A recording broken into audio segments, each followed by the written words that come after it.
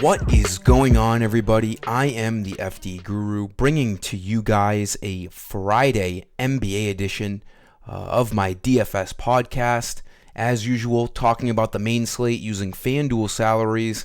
We have 8 games on the main slate, starting at 7:30 again Eastern, so 30 minutes later than usual. We saw this last night. Got some pretty good value, and again, not a lot of injuries we have to wait on. Now, things can always change up until lock, but we just got Tyler Hero doubtful. We have Jimmy Butler doubtful, so we have some potential Heat things opening up because Kyle Lowry's doubtful. They don't have a real point guard on their team other than RJ Hampton, so who knows what the hell they're going to do against Orlando, but we'll talk about that. Doing free credits in this video, so all I ask, like the video, subscribe, throw those alerts on for my channel so you don't miss any other videos that I post. And we have the NFL playoffs starting tomorrow. I got my FanDuel and DraftKings groups opened up on Twitter. Message me to get in those. They're very affordable. I don't charge much. It'll be a fun playoffs in those groups. So I'll give you guys that free credit code after the first couple of my plays. As usual, we will talk about last night's slate. The hybrid and GPP did well once again, easily cashed. These two teams, the hybrid on the left, the GPP on the right, were separated by 1 point, and they both easily cashed all tournaments. I really just changed up 2 guys between the hybrid and GPP yesterday. Middleton and Nurkic against Grayson Allen and Chet Holmgren. Those 4 guys didn't do well anyways. They were all a part of blowouts. What helped us a ton last night was the Knicks and Mavs game. Staying close because that looked like the Knicks were going to get blown out there for a little bit. The Celtics and Bucks game was an embarrassment. The Thunder and Blazers game was an embarrassment. A lot of people were on Anthony Simons. I completely faded him. That was a huge reason why we cashed in. Kyrie Irving cooked. Had Kyrie and Brunson as the point guards on every lineup. So that was a big reason for our success. Now, the cash lineup just missed again. So hopefully we can get the cash lineup in the money for tonight. But overall, we're on a nice little streak here. And we're heading into a busy weekend and a very busy Friday night with all these NBA games. So for the first play today, it's going to be Tyrese Maxey, the cover photo on my video. It's tough not to go back to him. He was 9K last slate. I was all over him in every lineup. He's only $9,400. I don't think $400 is enough. Enough of an increase, I should say. He absolutely cooked the Hawks. Now, they did go into overtime. He played 37 minutes in regulation. We can project him for 37 to 40 minutes tonight. It's another great matchup against the Kings, and obviously this is a huge reason why we're picking him is Joel Embiid is out once again, and obviously Maxey is the number 1 guy on this team with Tobias Harris right there as well in terms of usage in playmaking. This game looks great. It's a 1-point spread. The Sixers are at home. They're still a pretty good team without Embiid, and being at home helps this spread against the Kings.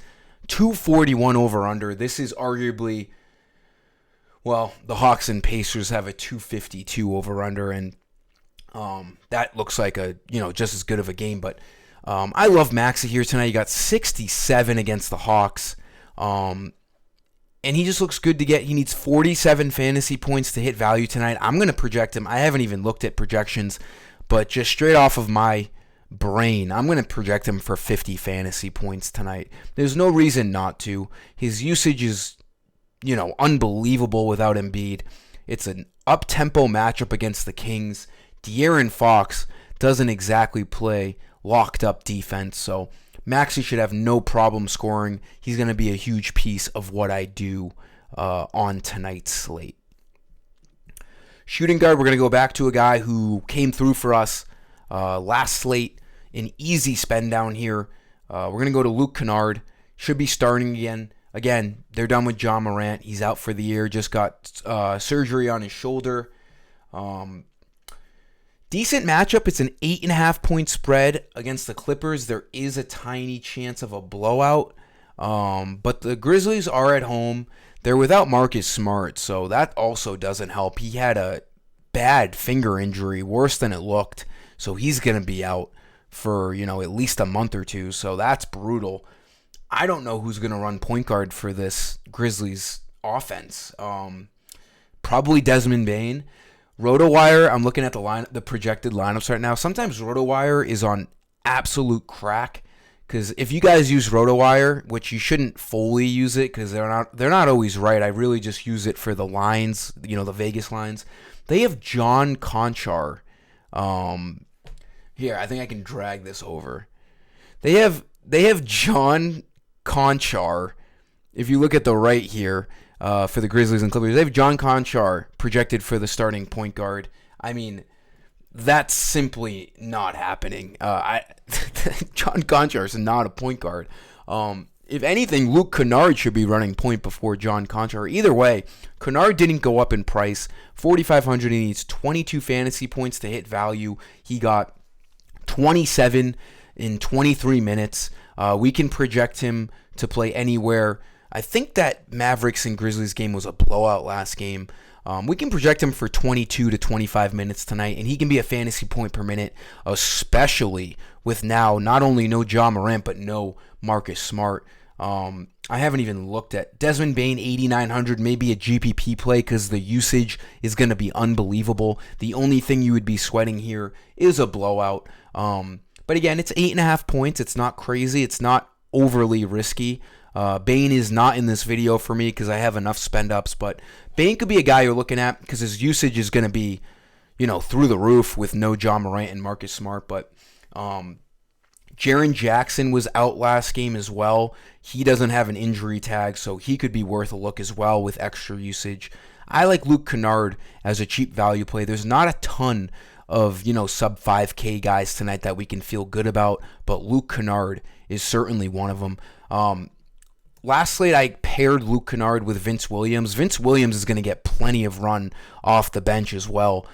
He could even find himself in the starting lineup with Marcus Smart now out. 5,700, needs 28 fantasy points to hit value. He's done that in the last 2 games. We'll see more usage. Could easily play over 30 minutes tonight. He's another guy you want to look at on this Grizzlies team. There's a lot of extra usage going around in Memphis tonight. For that Guru credit code, 10 credits, go to the shop page. You must be signed into an account. If you don't have one yet, you just got to confirm an email address. You get $50 to start out in credit on my site. If you're unfamiliar with my site, it's for FanDuel and DraftKings lineups that I post all of my content. NBA, as you can see here, main slate for FanDuel and DraftKings. I offer cash and GPP as well as a FanDuel hybrid lineup. There is a coupon bar on the shop page. This is where you buy all of your usual credits. These credits are the currency on my website.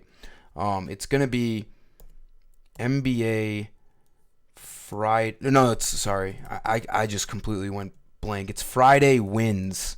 All caps. I already used it.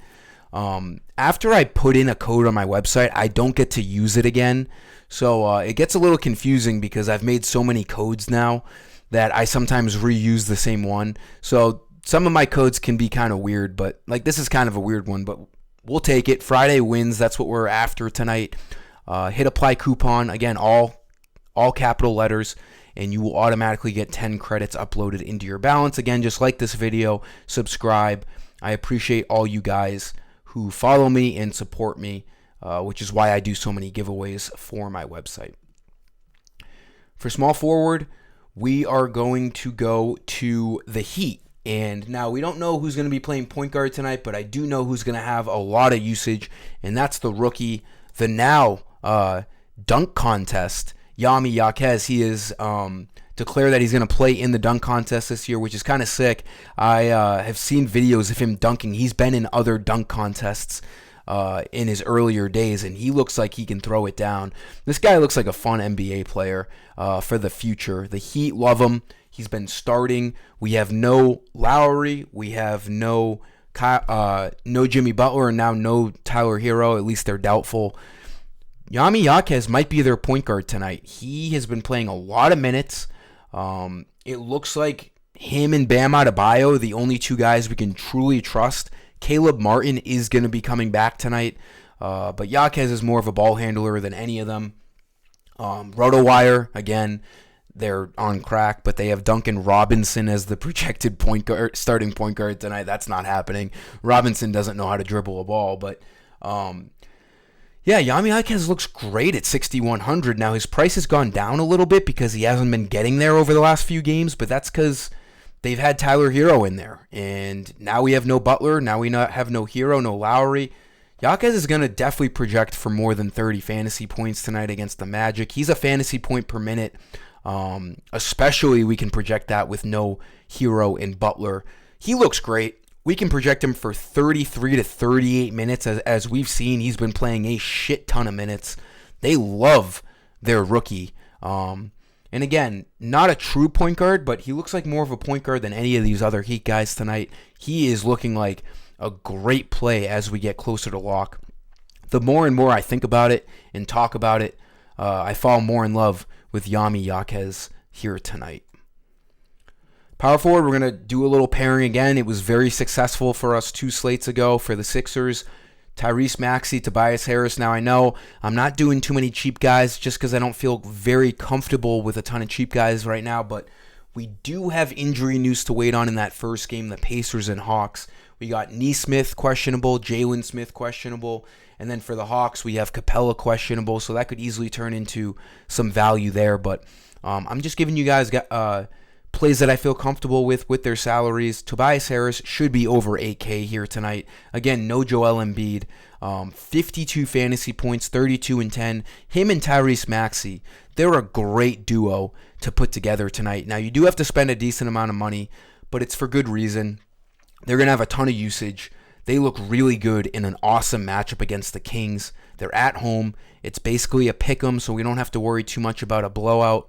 7,600, he needs 37 fantasy points to hit value. 52 last game, and he looks like he's going to play a ton of minutes again. 41 minutes with overtime, so he played 36 regulation minutes. We can project him for 32 to 36 minutes again tonight. Looks really good. 7,600 power forward and small forward. And then for center, I mean, I'm only leaving you $5,600 average salary, which is I try to leave you $6,500 plus. It's just not that kind of video today. 9,900 Domantas Sabonis on the other side in this game. No Joel Embiid. Sabonis has been a stud. I love him. He went down in price. He's sub 10K now. It makes no sense. It was a blowout. Last game, he only played 27 minutes and got 48 fantasy points. Obviously, 2 slates ago, 72.5. He was a huge reason why we won. This looks like another fantastic game. Now, if Joel Embiid was playing, this would be a way different story, but he's not. Sabonis is going to be going up against Paul Reed and Mo Bamba. I mean, I can barely say that without wanting to laugh. It's just another smash spot for Sabonis. He was like 10,200. Why? Why did he drop in price? $9,900. He needs 50 fantasy points for value. He's got to be projected for 53. There's no reason not to think that. I love Sabonis. Now, if you're having a hard time getting Maxey, Tobias, and Sabonis, I would cut Tobias before I take out Maxey or Sabonis. Tobias looks like the guy I would leave out of those 3, but I'm going to do everything I can to get all 3 of them in my lineups tonight. Sabonis just looks like a smash spot. Me thinking about Sabonis going up against Paul Reed and Mo Bamba is just, that's comedy at its finest. I have all the faith in Sabonis tonight. I'll probably be hammering his fantasy score on Prize Picks. That's been working for me. But, there's nothing not to like about Sabonis yet again. He should be 10,500 minimum at this point. That'll do it for this video, guys. Definitely put in that Guru credit code. Like this video, subscribe. Let's have a big weekend and message me about the NFL playoffs. Thanks for stopping by. Let's stay hot. Peace.